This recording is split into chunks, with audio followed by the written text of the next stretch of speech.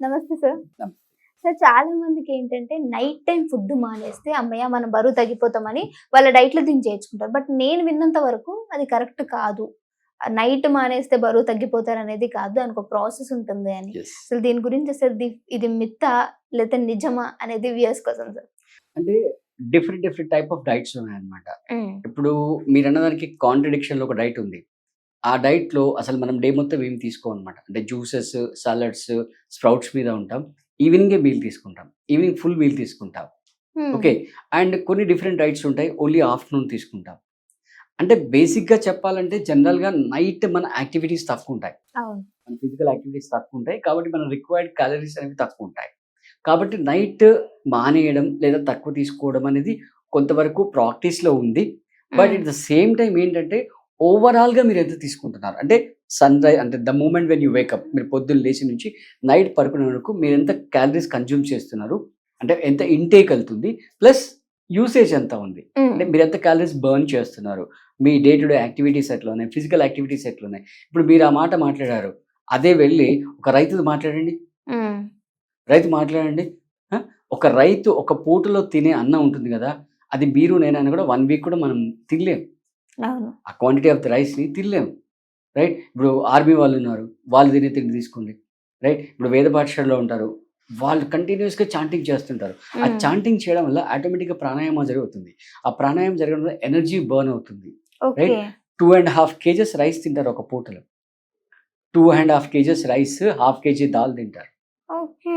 వాళ్ళు కన్జ్యూమ్ చేస్తారలా. వాళ్ళు ఎందుకంటే సార్ వాళ్ళు చేసే వాకింగ్ కావచ్చు, వాళ్ళు చాంటింగ్ చేస్తున్నారు కదా! ఆ అచ్చా! చాంటింగ్‌లో ప్రాణాయామం అవుతుందంట. హ్మ్. ఆ ప్రాణాయామంలో ఏంటంటే ఆ ఎనర్జీ కన్జ్యూమ్ అయిపోతుంది. ఇప్పుడు రైట్ చూసుకుంటే తను చేసే పనిని బట్టి హార్డ్ వర్క్ వల్ల ఎగ్జాక్ట్‌లీ. యెస్. ఎగ్జాక్ట్‌లీ. మీరెంత కన్జ్యూమ్ చేస్తున్నారు? మీ ఫిజికల్ యాక్టివిటీస్ ఎట్లా ఉన్నాయి? ఇప్పుడు హ్మ్. మీరు ఈవెన్ నైట్ రైస్ తిన్నా కూడా 3 పూటల ప్రాణాయామం చేశారనుకోండి. కొన్ని బ్రెత్ వర్క్ ఎక్సర్‌సైజెస్ ఉన్నాయి. హ్మ్. అవి చేశారనుకోండి. ఫర్ ఎగ్జాంపుల్ సరళసింహ గర్జన ఉంది. అది చేశారనుకోండి. ప్రాపర్‌గా గనుక చేస్తే నో ఎఫెక్ట్. హ్మ్. హ్యాపీగా తిన్నా కూడా మనం వెయిట్ తగ్గొచ్చు. ఓకే. సో, ఇది అంటే మీరు ఒకటి గుర్తుపెట్టుకోవాల్సిన విషయం ఏంటంటే ఫస్ట్ పాయింట్ మీరెక్కడున్నారు? ఎక్కడికెళ్తున్నారు? హ్మ్.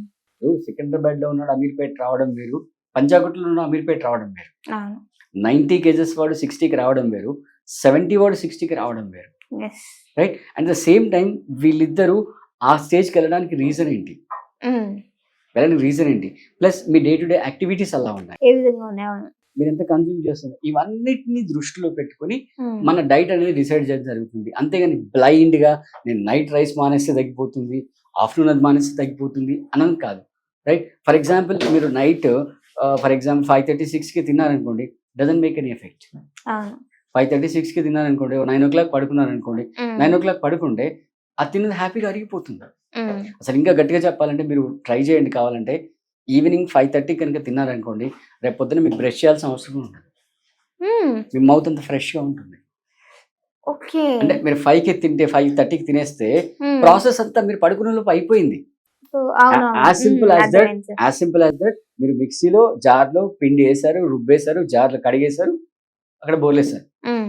ఫ్రెష్‌గా ఉంటాయి జార్ కదా! అవును. సేమ్ లైక్ మన digestive system, same like with your mouth. Okay. Just మీరు గార్గిల్ చేసేసి 2 సిప్పు వాటర్ తీసుకొని గార్గిల్ చేస్తే సరిపోతుంది. హ్మ్. బ్రష్ చేసిన దానికన్నా ఫ్రెష్‌గా ఉంటుంది ఇన్‌ఫాక్ట్. మీరు ఓకే. ప్రాక్టీస్ చేసి ఉండకపోతే. అంటే మనము లేట్ నైట్ తినటం వల్ల ఇవన్నీ ఎగ్జాక్ట్‌లీ. జరుగుతున్నాయి. ఎగ్జాక్ట్‌లీ. వీళ్ళని టెంప్ట్ చేయడానికి మిడ్‌నైట్ బిర్యానీలు, ఆ! మళ్ళీ ఫోన్ కొడితే పిజ్జాలు, హ్మ్. బర్గర్‌లు రావడం, జొమాటోలు, స్విగ్గీలు అయితే ఇవన్నీ అన్నమే ఇంత డేంజర్ అంటే సార్, ఈ ఏదైతే మైదా కన్జ్యూమ్ ఎగ్జాక్ట్‌లీ. చేస్తున్నామో, అంటే ఎగ్జాక్ట్‌లీ. బాడీని ఇంకా హార్మ్ చేస్తుంది. మీరు ఏ రెస్టారెంట్‌కెళ్ళండి, ఏ ఫంక్షన్‌కెళ్ళండి ఖచ్చితంగా రోటీ ఉంటుంది. ఉంటుంది పక్కా. ఖచ్చితంగా రోటీ ఉంటుంది. Hmm. Right? And people will go for that. Hmm. Right? అది ఇట్ టేక్స్ టైమ్. అది డైజెస్ట్ అవ్వడానికి చాలా చాలా టైం పడుతుంది. ఓకే. అప్రాక్సిమేట్‌లీ ఎంత టైం పడుతుంది సార్ అది డైజెస్ట్ అవ్వడానికి మన బాడీలో? Time you can say days also. Not hours. Oh! Ah! ఇప్పుడు యాక్చువల్‌గా మీరు నైట్ మామూలుగా నేను చెప్పాను గదా! 5:00 తినాలి. మీరు ఒకవేళ 10:00 తిన్నారనుకోండి. అది డైజెస్ట్ అవ్వడానికి 4 అవర్స్ పడుతుంది.